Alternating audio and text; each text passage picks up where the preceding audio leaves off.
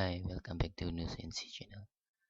This tutorial I'm gonna show how to solve File Explorer not responding in Windows 10. You can using two methods. If method 1 files, you can go to step or method 2.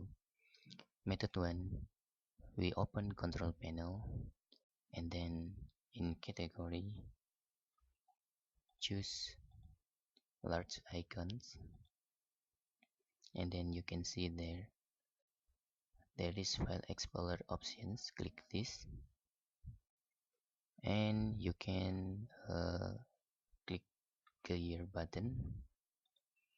Okay, after you click clear, now uh, select quick access to another location.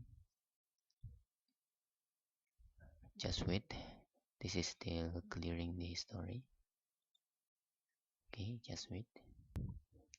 You can select this PC and you can never show recently used or frequently used to prevent not responding come back again.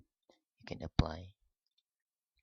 After you click your File Explorer, if not responding is gone, then you're success.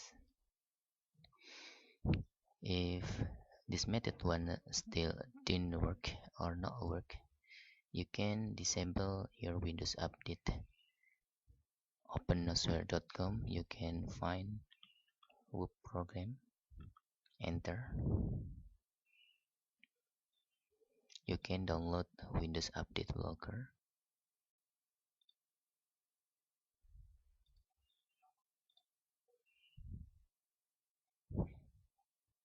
Then you can download whoop program here. Okay, you can open folder and then extract.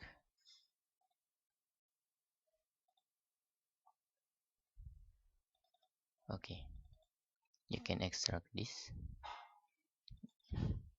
and then click or double click in whoop.x. By default your computer is like this, and please select disable services.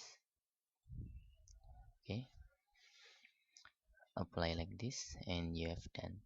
Try if your File Explorer is not responding, is gone again.